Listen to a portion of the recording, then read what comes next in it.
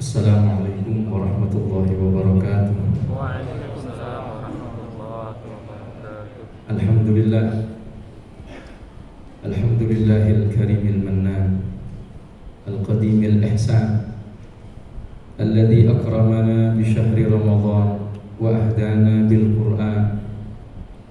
Fa nas'alullah subhanahu wa ta'ala an yu'inana 'ala al-qiyami was-siyami wa tilawatil Qur'an wa adhafana bil qabuli wal ghufran. Allahumma fasalli wa sallim wa barik wa karrim ala sayyidina Muhammadin habibir rahman wa sayyidil aqwan al-hadir ma'a man shalla alaihi fi kulli zaman wa makan wa ala alihi wa sahbihi wat tabi'ina bisidqin fi kulli waqtin wa an. Amma ba'd. Para jamaah Masjid Al-Ittihad yang dirahmati oleh Allah Subhanahu wa taala. Alhamdulillah, karunia Allah Subhanahu wa taala kepada kita semua hingga pada hari ini, pada malam yang mulia ini, Allah Subhanahu wa taala memberikan kesempatannya kepada kita semua, memberikan kenikmatannya kepada kita semua dengan kesehatan, dengan semangat, dengan keimanan, dengan ketakwaan kepadanya. Yang ini merupakan taufik dan anugerah yang terbesar yang Allah berikan kepada kita semua, yang mudah-mudahan apa yang kita lakukan diterima di sisi Allah Subhanahu wa taala. Ibadah kita, puasa kita, amal qiyamul lail kita, bacaan Al-Qur'an yang kita lakukan, mudah-mudahan semuanya dikabul oleh Allah Subhanahu wa taala. Sungguh ini adalah karunia yang besar, yang betapa banyak daripada saudara-saudara kita yang pada tahun lalu atau beberapa tahun yang lalu masih duduk bersama kita seperti ini, melakukan sholat tarawih bersama dengan kita, berjumpa, bersenda gurau. Namun pada hari ini sudah tidak ada, dipanggil oleh Allah Subhanahu wa taala. Betapa Allah masih sayang kepada kita semua, memberikan kesempatan yang besar ini, yang semuanya harus kita syukuri. Yang mudah-mudahan dengan ini Allah tambah kita semua. Allah berikan keimanan yang senantiasa bertambah. Allah berikan ketakwaan yang senantiasa bertambah. Allah berikan semangat di dalam mendekatkan diri kita kepada Allah Subhanahu wa taala. Ramadan yang kita lakukan di dalamnya puasa, qiyamul lail, ibadah, sedekah, ini memiliki beberapa nama. Memiliki beberapa nama, baik yang disebutkan di dalam Al-Quran ataupun disebutkan oleh baginda Nabi besar Muhammad sallallahu alaihi wasallam. Ramadan disebut dengan Syahrul Quran karena pada bulan itu diturunkannya Al-Quran. Syahrul Ramadan alladzi unzila fihi Al-Quran. Inna anzalnahu fi lailatul qadar. Kami, kata Allah Subhanahu wa taala, menurunkan Al-Quran pada Lailatul Qadar. Sedangkan Lailatul Qadar itu terjadi pada bulan Ramadan. Makanya Nabi Muhammad sallallahu alaihi wasallam kita temukan bagaimana seperti yang diriwayatkan oleh Sayyidina Abdullah bin Abbas radhiyallahu anhu wa ardhahuma, bahwasanya beliau mengatakan kana Rasulullah sallallahu alaihi wasallam ajwadun nas wa ajwad ma yakun fi Ramadan hina yalqahu Jibril. Fakana ya'ti kulla lailatin yatadarasunahu al-Qur'an. Malaikat Jibril datang menemui Nabi Muhammad setiap hari, setiap malam di bulan suci Ramadan untuk mudarasah Al-Qur'an. Ramadan juga disebut dengan Syahrul Qiyam, untuk melakukan qiyamul lail. Ramadan disebut dengan Syahrul Siyam. Ramadan disebut dengan Syahrul Sabr, bulan untuk membentuk kesabaran kita semua. Kata Nabi Muhammad sallallahu alaihi wasallam, wa huwa syahrus sabr was sabru thawabuhul jannah. Ramadan merupakan bulan kesabaran, sedangkan kesabaran itu pahalanya adalah surga. Yang mudah-mudahan kita termasuk orang yang mendapatinya. Sabar tidak makan dan tidak minum, sabar untuk tidak meluapkan emosi, sabar dari bermacam-macam hal yang mungkin tidak mengenakan di dalam hidup ini. Makanya kata Nabi Muhammad sallallahu alaihi wasallam, wa in syatamahu ahad au qatalahu ahad. Bila mana ada orang yang menyulut emosi kita agar kita melepas kesabaran kita, maka kata beliau, faqul inni shaim, katakan saya sedang berpuasa. Itu Ramadan mengajarkan kepada kita. Ramadan syahrul barakah, penuh dengan keberkahan. Namanya adalah syahrul barakah. Ramadan syahrul rizq, karena Nabi mengatakan wa yazdadu fihi rizqul mu'min, bertambah di situ rizki orang-orang yang beriman kepada Allah Subhanahu wa taala.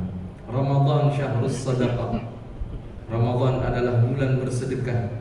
Syahrul muasa, kata Nabi Muhammad sallallahu alaihi wasallam, untuk saling berempati antara satu dengan yang lainnya. Ini pelajaran kepada kita semua bahwa kita telah memasuki sebuah madrasah yang disebut dengan madrasah Ramadan. Apakah kita lulus di dalamnya atau Ramadan lewat begitu saja tanpa arti dan makna yang membentuk karakter kita menjadi seorang pribadi yang semakin bertakwa kepada Allah Subhanahu wa taala. Bukankah kita tahu la'allakum tattaqun, dan Nabi mengatakan at-taqwa hauna, takwa ini ada di sini, seraya mengarah terhadap dadanya, dalam artian bahwa kita dituntut di dalam bulan suci yang mulia ini untuk membersihkan jiwa kita, membersihkan hati kita semua. Seorang ulama mengatakan ini telah lewat 11 hari daripada bulan Ramadan. 10 hari telah kita lewati. Pertanyaannya apa yang kita dapati?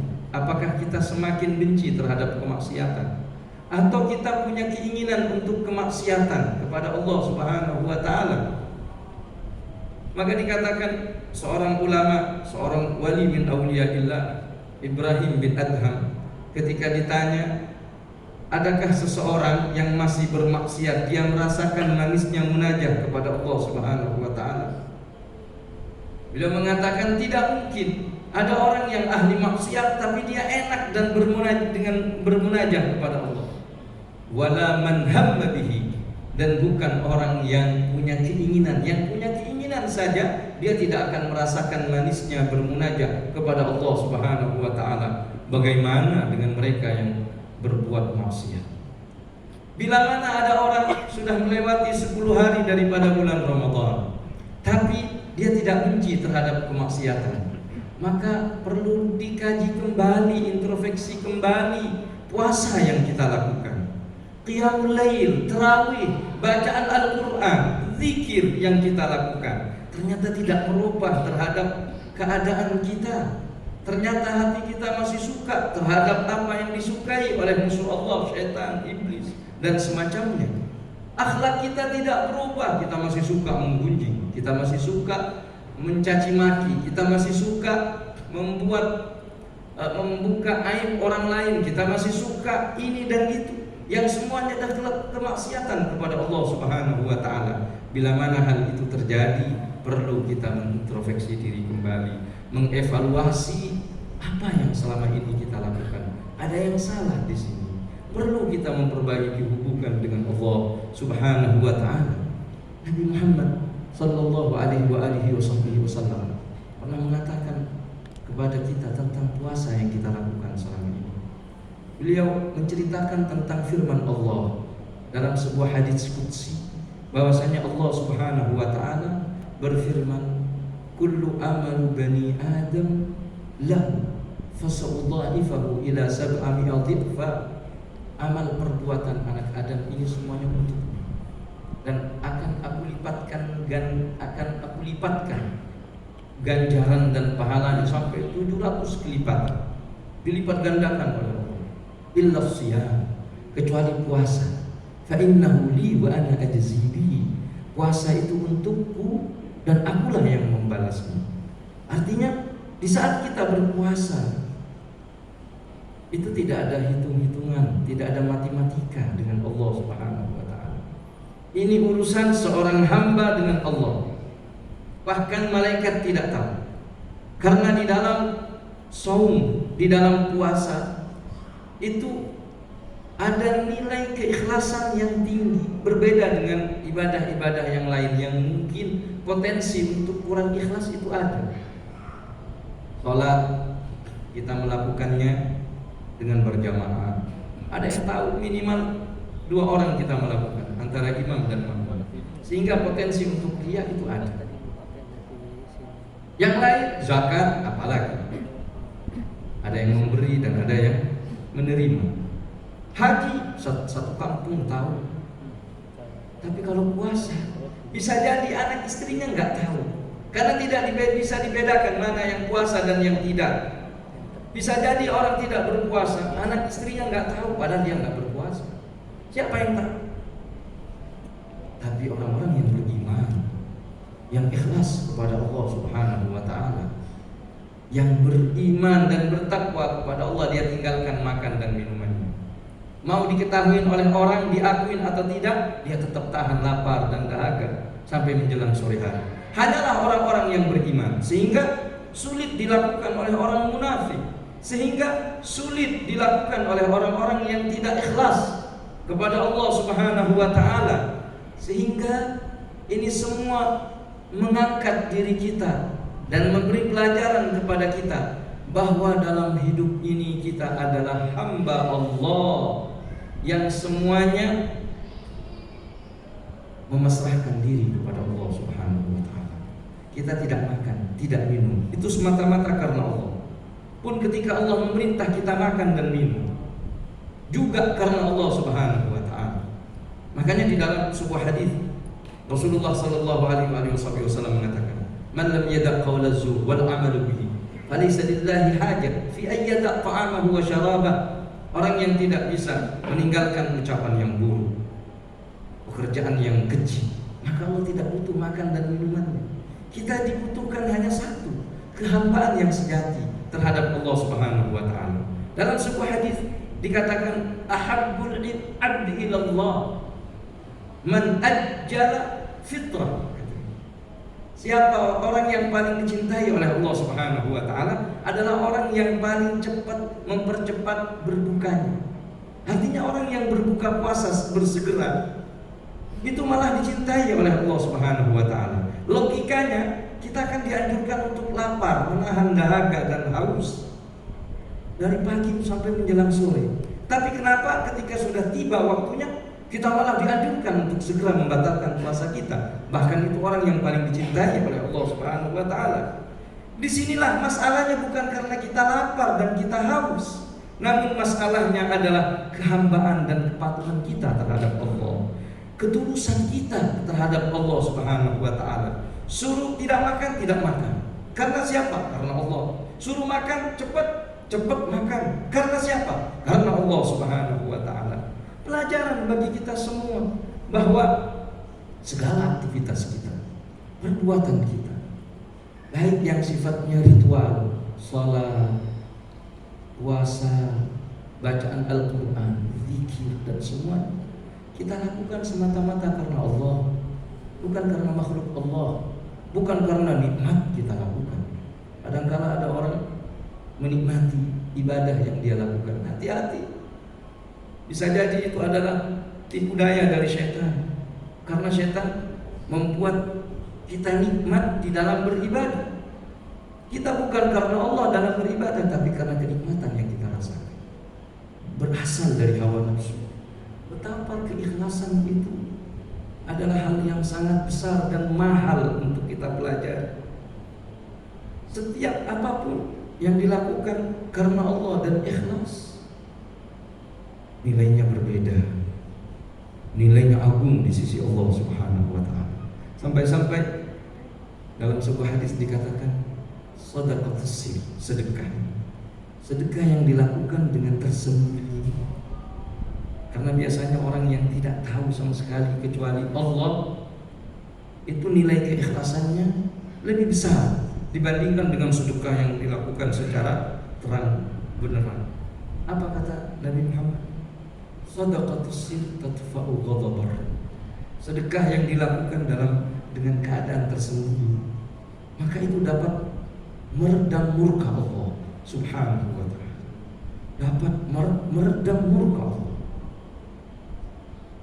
Betapa ikhlas itu sangat penting. Kita belajar dari apa yang selama ini kita lakukan. Dari Ramadan, kita adalah seorang hamba yang diberi kesempatan oleh Allah, diberi hidayah oleh Allah untuk beriman kepadanya, untuk beribadah kepadanya. Semua adalah taufik dari Allah. Seandainya bukan karena taufik dari Allah, mungkin kita tidak betah berada di tempat ini. Seandainya bukan karena keimanan yang Allah sudutkan dalam hati ini, bukan karena hidayah yang Allah berikan dalam hati ini, mungkin kita malas, bahkan mungkin kita berada bersama dengan orang-orang yang lalai pada bulan yang mulia ini.